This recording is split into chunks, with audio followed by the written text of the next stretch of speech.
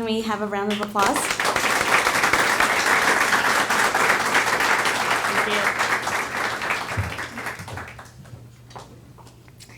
Good evening, everyone. Good evening. So before I start, I just wanted to show my gratitude and say thank you to the TriState Spiritist Federation for organizing this event. So can we give them a round of applause?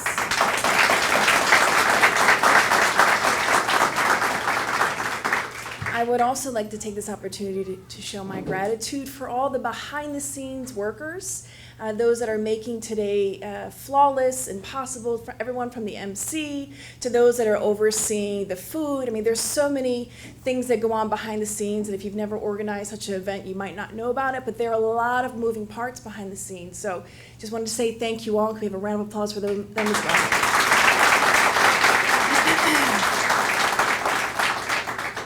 So I heard once that there are 2 to 3 stories in our lifetime that shape who we are. If you think for a second, what are those experiences or stories you've experienced in your life that help shape you? They're pretty impactful, right? If I give you about a minute or so, you could probably think, or maybe some of you might need some more time. I want to start out by sharing 2 stories that have helped shape who I am today. The first story was my first experience with gratitude. Now, I'm going to be talking about gratitude and mindfulness today, and ultimately, I hope that you take away that it is an experience. It's not a definition that you read in Webster's dictionary. It's not a movie that you watch. It is an experience that you have, and philosophy means movement. So, with that being said, when I was 16 years old, we had a friend of ours from Brazil visiting us. And while he was staying with us for a little while, he wanted to do some sort of outreach program. So my mom was explaining to him at the time what were the options. So he didn't want to wait. He didn't want to have to go through bureaucracies, fill out paperwork. So he said, let's roam your neighborhood. So my mom grabbed me, because my other 3 siblings were not interested or had scattered. So I was chosen to go with her. So we went, the 3 of us, and we started driving. And this gentleman says, turn here. So we turned there. It was like I don't know if they have Rite Aids. They have Rite Aids in New Jersey, of course they do. So we turn into this Rite Aid parking lot. And he points to a man in a wheelchair that's in his wheelchair, sitting outside of Rite Aid. So we park the car and we go over and we approach him, and my mom's translating. And the gentleman begins to tell the story of his life and just how he ended up living on the street. So behind this particular Rite Aid was like this wooded area, and sort of like it dipped down into like a little stream. It was a lot of bush and trees. You really couldn't see anything down there. And when my mom asked him, well, where do you live? And he pointed to the bushes and the trees and the wooded area. And so I got really scared, because then I hear the gentleman, my mom's friend, say, well, let's all go over there and see where you live. So we all walk over, and I see this makeshift bed.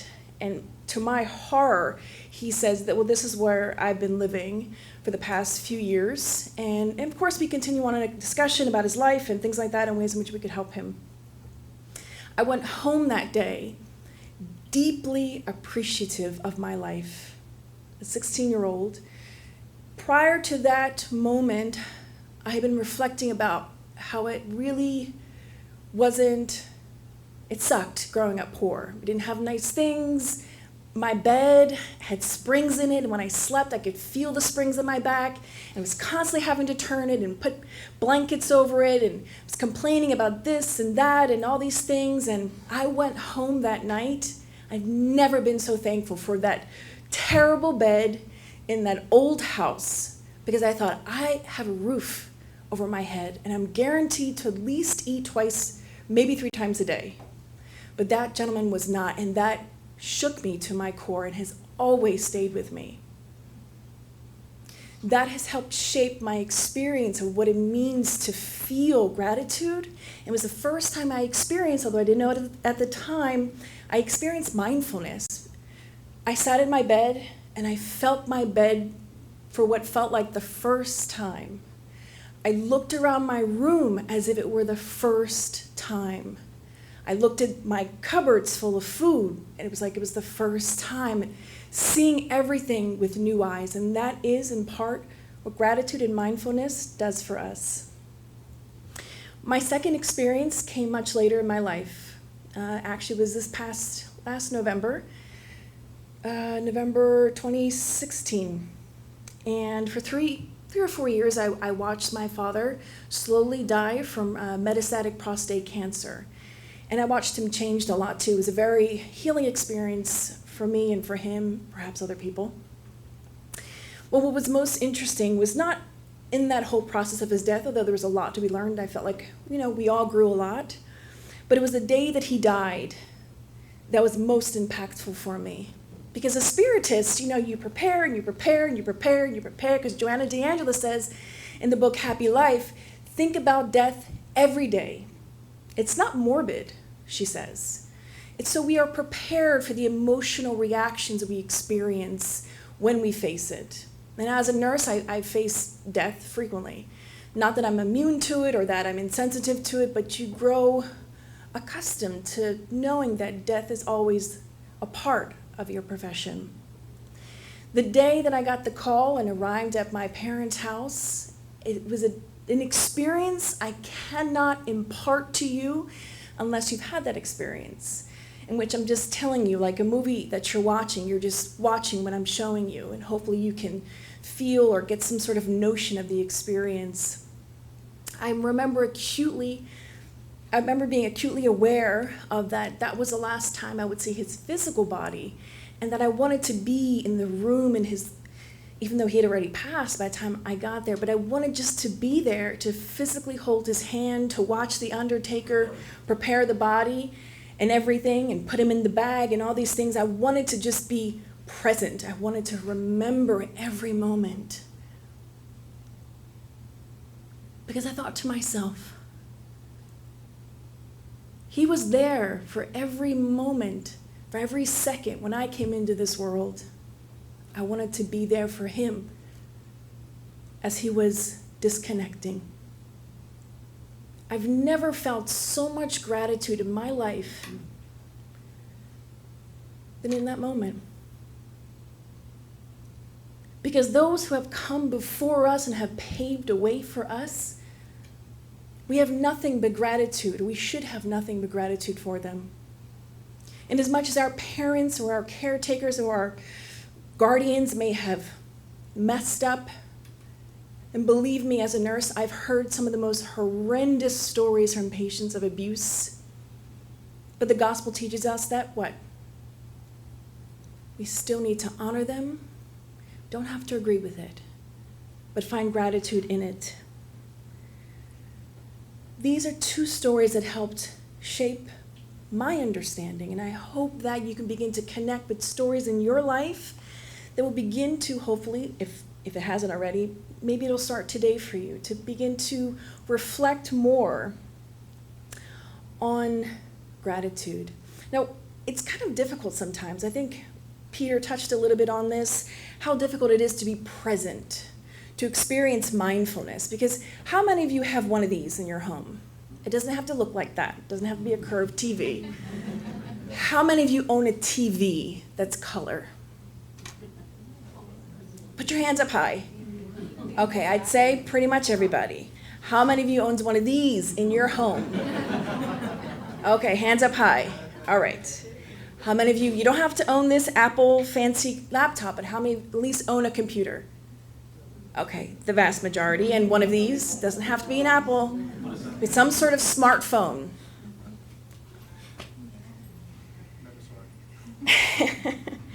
We are so technologically advanced, but we're so behind emotionally and morally.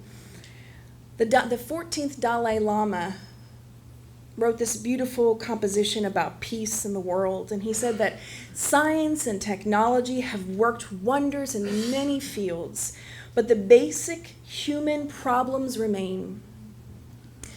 There is unprecedented literacy, yet this universal education does not seem to have fostered goodness, but only mental restlessness and discontent instead. We live in the most technologically advanced country, somewhat, give or take, on this planet. We are doing pretty well, technically speaking. From a medical perspective, we've come a long way. But yet we still have problems, deep emotional issues that surface. Why is that? Or how do we combat it? Because it's a complex question, therefore it has a complex answer, and I don't intend to try to fully address it, but to at least talk about mindfulness and gratitude as a prophylactic. How many of you take multivitamins daily? Fish oil, something of that sort, some magical concoction that your grandmother told you about. Maybe it was your peer, maybe your grandmother taught you something. We've all taken something to supplement ourselves. Gratitude and mindfulness are similar in that regard. So before we begin, I want to, because mindfulness and gratitude are an experience, I want us to experience something. But before I do that, I want to do a breathing exercise, but before I do that, I want you all to do me a favor. I want you to turn to the person beside you. Turn to the person beside you. Look at them. Okay? And I want you, one person at a time, say to the person next to you something that you are grateful for. It could be anything. I am grateful for...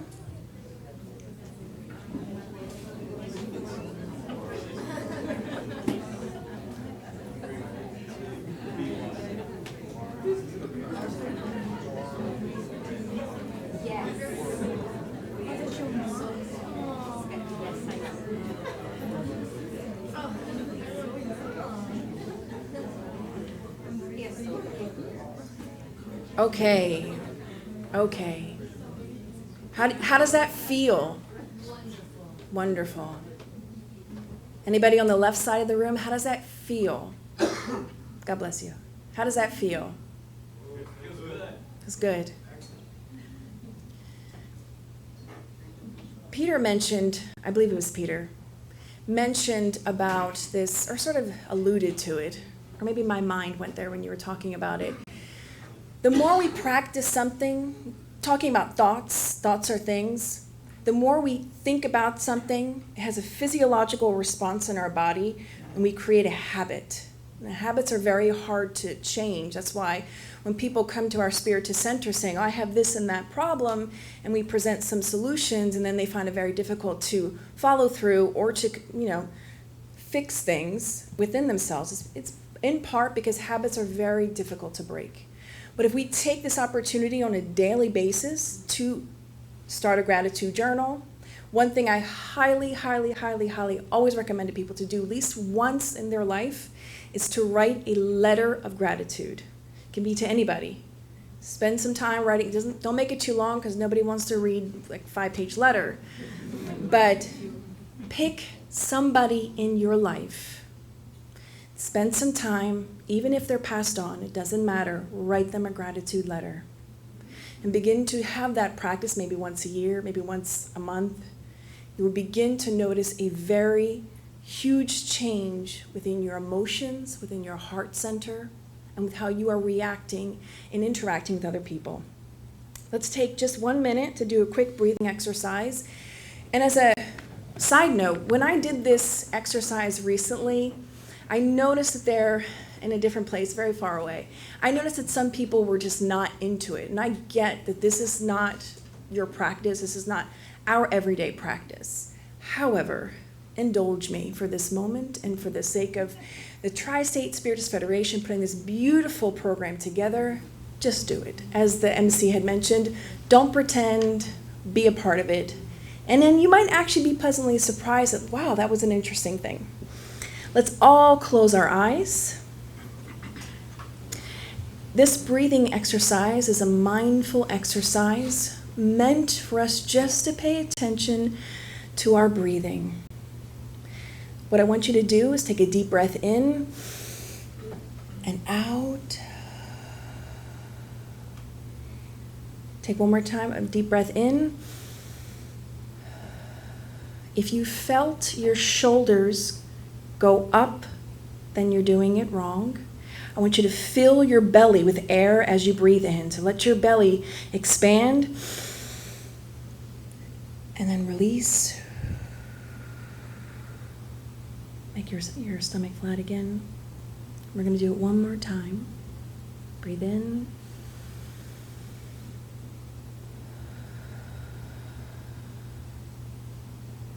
You can open your eyes.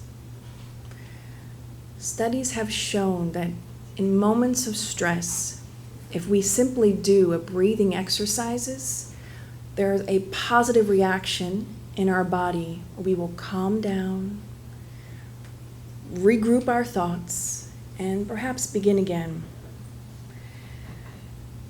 In order for us to really understand the talk of today, I would like for us to, let's define it. And today we chose to use a great spirit, Joanna DeAngelis. She, if you are unfamiliar with her, she is the mentor or spirit guide of a great Brazilian medium in Brazil named Divaldo Franco.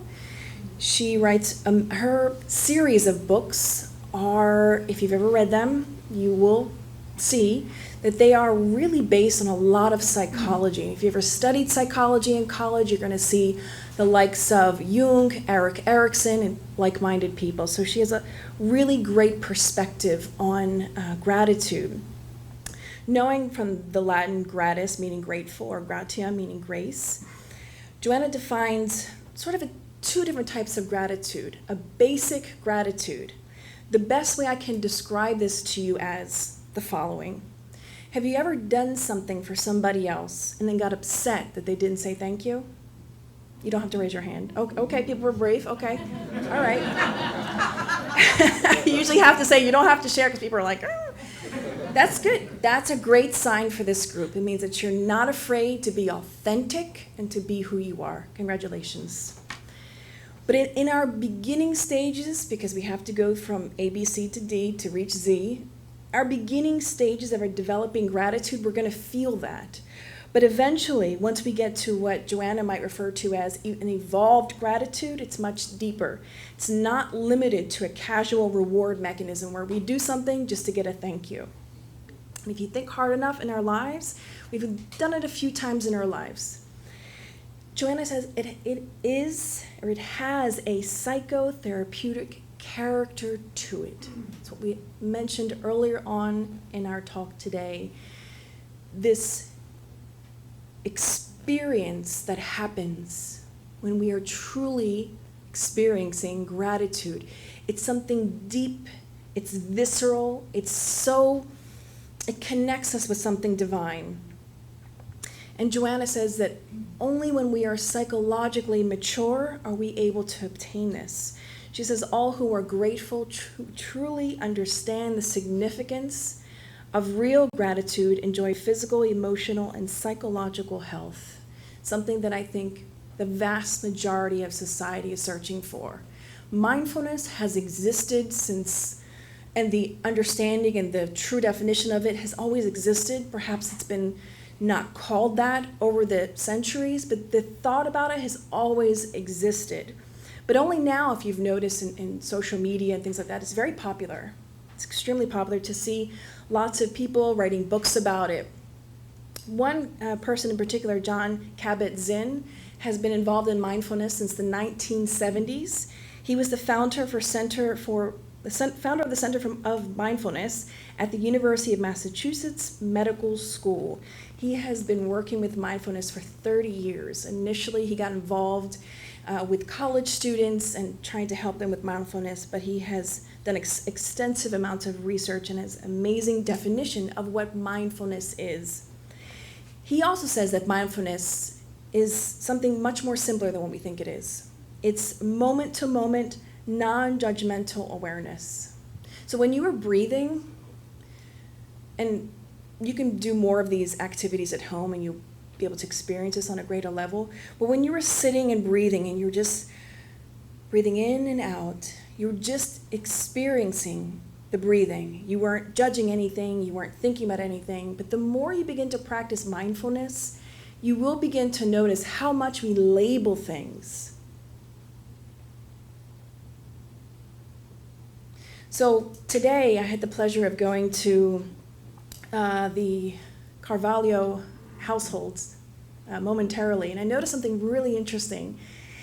And when we left the house with Ligia, their daughter Lillian was walking, and I watched children. Children can teach us so much about mindfulness. I watched her as she was walking down the steps, and she went and was looking down at the grass, and I was thinking, I wonder what she's like looking at. She picked a flower and came to her mother and said, "Mommy, I picked this flower for you." I mean, we might think, and let me tell you, we were trying to run and get here, and Ligia was doing like 1,001 things, as mothers usually do, they multitask. But in that moment, we stopped, we looked at the flower, appreciated it, just appreciating that moment. It is an experience. I know that it was talked about a little bit earlier today about experiencing life in a non-judgmental way, and that is what mindfulness is. Moment-to-moment non-judgment and just experiencing things for what they are. Mindfulness is awareness that arises through paying attention on purpose, in the present moment, non-judgmentally. So when you get home from work and your partner or spouse or roommate comes in, and most of us are on our phone and they're our spouse or partner is talking, we're just going like this, right, yep, answering emails, yep, That's the opposite of what being mindfulness is. Stop doing that. Take a moment and just give that. Mindfulness is giving a thing that's in front of you your utmost attention, 100%. Not judging it, just taking it in, experiencing it.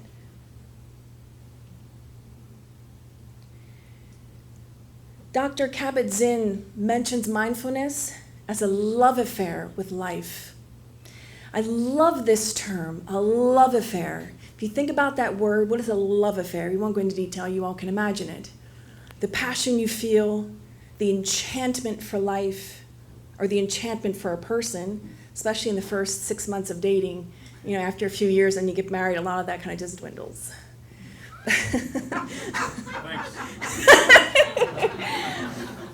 But Joanna DeAngelis actually says something so amazing. My contacts are messing up, sorry guys. So amazing about Saint Francis of Assisi. Do you guys know who he is? Okay. She refers to this Franciscan enchantment for life. Now, if anyone goes and Googles Saint Francis, we know that some people might have made fun of him because he's always like talking to the animals and, always like, sort of like hippie-ish, like let's all be one, like all love, make love, not war type of. But his understanding of life was so much more profound. Because you have to sit with that thought for a minute. Have you considered re-evaluating your life and the way in which you view it? And ask yourself or tell yourself, okay, I'm going to try to have more enchantment towards life. So when you get out of bed in the morning, anybody, just holler out, what's the first thing you do when you wake up in the morning? Does everyone wake up in the morning giving thanks? Yes. 2 people. It's okay. Well, what are some of the things you do first thing in the morning? Kiss my wife. Who said kiss their wife? They're still in the 6th month. Oh, I was going to say, you've been married just for a few years, right? That's amazing. You are enchanted, giving blessings, giving gratitude. But okay, so most of us get up and how many people look at their phone? Thank you for being honest. Someone's calling another person out in the back. Okay. Usually the phone wakes me up. Yeah, usually the phone wakes. For most of us, I think the phone is the alarm. And that's the truth of the matter is, for most of us, I think. At least the millennials or the millennial-ish people, or whatever, most of us use our phone. I was at a meeting recently with a orthotics and prosthetic company that we were trying to work with. And they brought in a gentleman who had lost his leg to a horrible accident, kind of like a movie scene. His foot got stuck on a railroad track, and he was drunk, and all his friends were drunk, and everything happened so fast, and he lost his leg. So I was observing him getting up from his chair and walking with his prosthetic leg. And then he began talking, telling his story, and I began thinking about, I was asking myself a question like, how often do I get up and say, thank you, God, my legs, I have two, that work. I mean, thank God we have modern technology that have, prosthetic legs that are so advanced, but how many of us can really get up in the morning, put 2 feet on the ground and say, oh, both our legs are working, thank God. But truly and honestly, to get to a point of mindfulness, Dr. Kabat-Zinn, and this is something if you want to pull out your smartphones, you're going to want to take a picture of this list.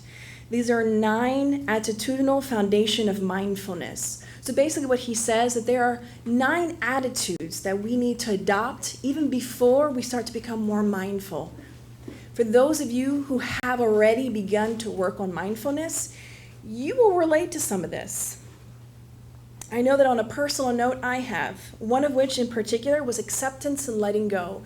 When you start to practice mindfulness, and what happens, you begin to become more self-aware, and you begin to realize a lot of feelings that you have about things and people that you didn't know were there before. Did I move too fast? Some of you might want to take a picture, sorry. These are non-judging, meaning experiencing things as they are and not judging them. Patience. Beginner's mind means that looking at something as maybe perhaps a child would, fresh with new eyes.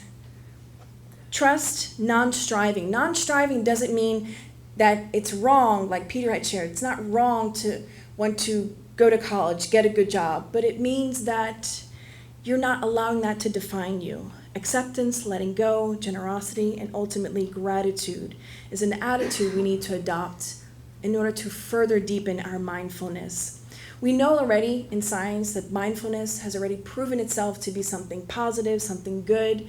Harvard has done many studies. I'm just bringing 2 actually here.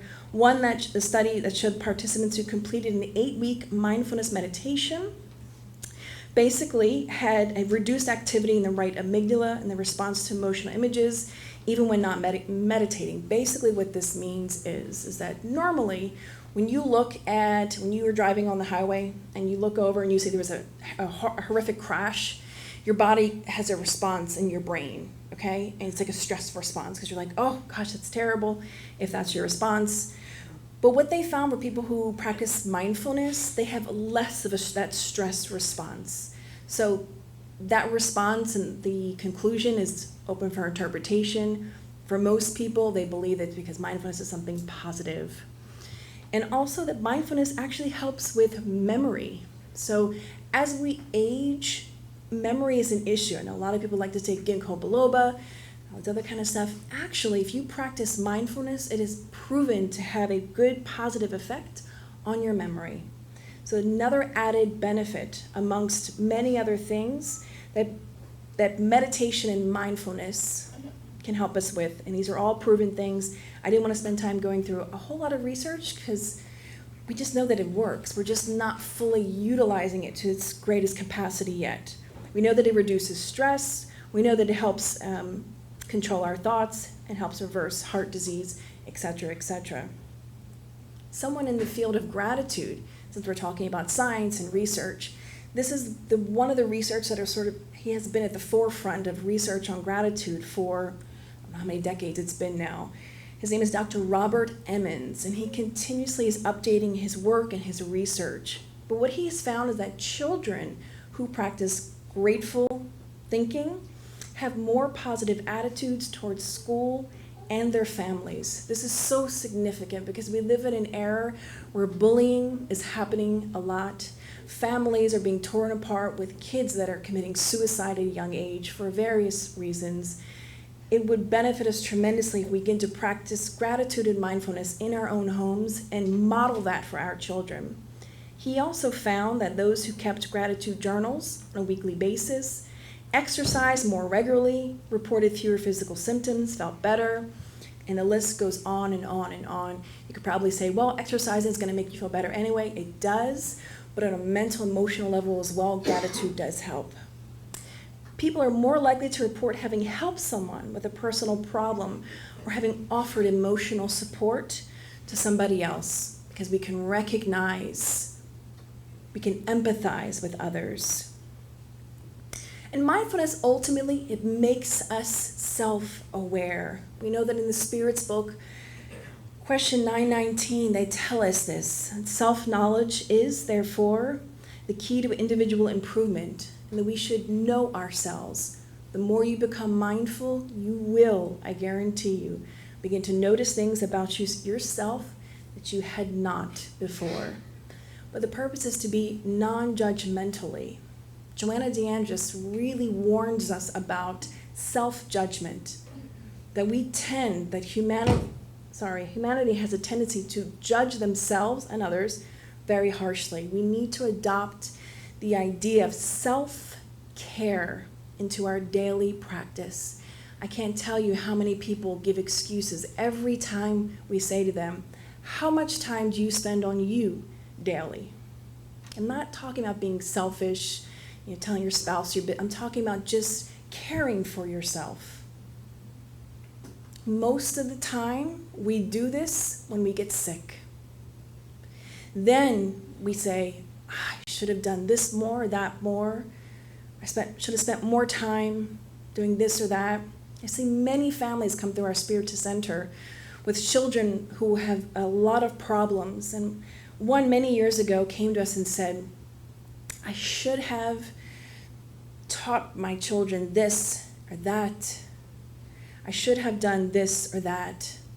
I should have spent more time on caring about my spirituality because then I would have cared more about my children's.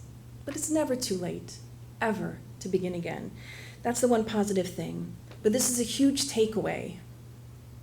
In college, when a professor says this is a huge takeaway, it means it's going to be on the test. This is a huge takeaway. Know thyself. I have my own personal theory as to why 50% of marriages end. There was a statistic, and I believe Joanna talked about it as well, that a lot of us don't know who we are. And we get into relationships, and then we discover who we are, and then we look at our partner and like, yeah, you weren't the right one for me. This happens. Other people just tend to give up on things because longevity is just not a thing for them, neither is monogamy for that reason, but that's a whole other lecture for a different day. Get to know who you are. Something as simple as practicing mindfulness. Joanna talks about expressing gratitude, which incidentally enough really coincides really well with mindfulness, because when you're expressing gratitude, you're giving your complete attention to that thing, that person, that experience, whatever it is, through love. And she says that only a psychologically mature human being experiences this. So that means when you look at your friend, partner, spouse, colleague, and you're like, oh, they're not grateful, they don't appreciate things in their lives, or you look at your spouse, oh, he or she doesn't appreciate me. You can't force someone to be at a level that you're at or your understanding. It just doesn't work that way. I gave this example recently that Joanna actually gives in the book Existential Conflicts. It's in English. And she says that, and I'm paraphrasing, how many of you have cats or dogs? At least 50%. Good. You really appreciate this analogy. I've given this before, so sorry, Julio. How many of you have ever looked at your cat or dog when you came home from work? How many of you have ever looked at your cat or dog and waited for them to sit with you at the dining room table and have a full-on conversation about your day? I've usually have at least one person in the audience that always says that they do. So nobody in this audience does. Okay. Yeah, maybe? Okay. All right. If we cannot expect a cat or a dog that's in a completely different world than us, in the same respect, we cannot and should not look at a partner of ours or a friend, family member, and expect them to have the understanding that we do, because that's just not their level. That's where letting go comes into play. And letting go is a mindfulness mantra that you have to sort of brainwash yourself into feeling, understanding, and going through. And you got to keep reminding yourself, because when you go into therapy, that's in essence, in a way, what your therapist is telling you. Look at it differently. Think about this. They're indoctrinating you in a positive sense. Joanna goes on to say that once we become psychologically mature, we become woke, or in other terms, our consciousness awakens. We come to this transcendental reality because we are destined for happiness. That is the end result for everybody. It's something that we always recommend people to remind themselves. Whatever you're going through, you should put a little, like a sticky note somewhere where you would look at every day, like your mirror or your car, and remind yourself, I am destined for happiness. This too shall pass. Because everything passes in the end. And when we experience love and gratitude, our cerebral cortex, which is part of our brain, promotes an organic feeling of well-being that amplifies the possibilities for development of the self, which leads to health. In other words, it facilitates our happiness when we express love. Science has already proven this. This is not like something that's unproven. We already know that this is true, and it happens. And in the book, Life and Destiny, which, by the way, if any of you are curious to get it, SGNY has it on their website. It's a free PDF. It's by Leon Denis. Fantastic, fantastic book. If you haven't read it, you should. In the book, Leon Denis mentions something. He says, material preoccupations create horizontal currents of vibrations, which are obstacles to the etheric radiations and restrict our perceptions. When we only think about material things, our thoughts are here, horizontal. Our wavelengths are here. But on the contrary, when we begin to meditate on higher ideals of life, he uses this word, divine effluvia. It's something very interesting. We connect with this divine current. And what I really liked is the cross, because that kind of symbolizes this statement. You have your horizontal and you have your vertical connection. That part of the cross is so significant because our connection to God is so significant. In mindfulness and gratitude practice, two of the first things, if I can call them things, that we need to be grateful for in order for our practice to be truly successful is A, God, and B, our parents. If you have any issues with any of that triangle of three, you're always going to come back and have issues. Those are the source of life for us. And gratitude is something we should express and experience. In the book Action and Reaction, they talk about this idea of rehabilitating our thoughts. I thought how interesting that is. Because that's in essence what we need to do, is we need to have a rehabilitation of our thoughts, sort of a thought transfusion, blood transfusion, but or more so not transfusion, kind of like a transfusion, and sort of a dialysis, if you will, of our thoughts, a cleaning up of our thoughts. In the book, Ilario says, charity and worthwhile learning, faith and goodwill, optimism and work, art and constructive meditation are renewing themes whose merit we must not neglect in the rehabilitation of our ideas and consequently our destinies. They talk a lot about this rehabilitation of thoughts and ideas in this book. This tells us that Spiritism recognizes how important a healthy thought life is and how that directly impacts our health, our well-being, our path to happiness, our path to joy, love. It's something for us to really take seriously. When you go into the doctor's office, have any of you ever gone to your doctor's office? Your doctor said, well, you need to change this in your diet. And then you left. And he says, I want to see you in 6 months. And 6 months comes and you're like, oh man, I never changed it. And so a few days prior, you stopped eating that thing you weren't supposed to be eating and you hurry to run the treadmill. Don't do that with your spiritual life. we are valuable. You matter. You have purpose. And this life, as my father told me a week before he died, as I was holding his hand in his hospital bed that we had in my parents' house for him, and he would say this to me so many times. I think he was just really trying to impress upon me. He said, Kirsten, 76 years have gone by in my life. 76, 75, 76. So fast, he kept saying to me and my siblings, it went by so fast. Before you know it, you're going to be gone and back and reflecting. 2 take-home pictures I would like for you to take a picture of. I'm asking you to whip out your cell phone. If you have a smartphone, take a picture of this. I am okaying it. Staff in the back, Julia has okayed it. 2 things. 1, in the Gospel according to Spiritism, many people do not read this very fine print. It's on the first page. It's in small print, and it talks about the application of this knowledge in our lives.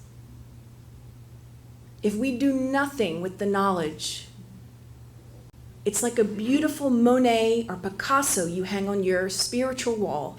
It's beautiful that it's there, but it does nothing. It does nothing for you, it does nothing for the world, it does nothing for any parts of society. Doing is a huge part of philosophy we need to put in practice. And this is 2 things I want to leave you guys with. A mindful snack. So we already know that in Spiritism, whatever kind of negative thoughts we have, we connect with negative minds. So let's avoid that. We say prayer is fantastic, utilize prayer. And this mindful snack is sort of like a prayer. It's an acronym, SNACK. You're stopping. I can't even read it because, okay. Yes, just stop whatever you are doing in that moment. When you are experiencing stress, stop. Notice what's happening within you and around you, non-judgmentally. Accept, and this is the most tricky part that for those of us who have experienced mindfulness will attest to this. Acceptance, whatever it is that you're struggling with, accept it. In the gospel, it talks about resignation and obedience. The gospel according to Spiritism, this is a part of that. Accepting what you're experiencing in that moment and asking yourself, what can I learn from this? Curious. Ground yourself with questions about your experience and environment. What am I feeling? What do I need right now? And kindness. Respond to yourself and others with kindness. The other little slide are 9 things to work on as you transition into mindfulness. Because sometimes in the beginning, and I've talked to other people who in the beginning stages of mindfulness, that some of these things are very hard, especially when you're going through something painful or difficult. And a lot of us that come to Spiritist centers or churches, at least 50%, that's my research, are coming because they're suffering. They're going through a hard time. They're going through a trial, a tribulation, a struggle. So begin to think about these thoughts. And of course, always, gratitude. If nothing else, you walk away from this talk today, practice more gratitude. Whether it's writing a letter, waking up every day, and acknowledging to yourself all the things that you are grateful for. And I am grateful for all of you here this evening, and for the TriState Spiritist Federation, for the United States Spiritist Federation, for all the federations that went into putting this program together. We can't even begin to imagine how this is impacting us as individuals, but also as society. So I give you great thanks so much. Thank you.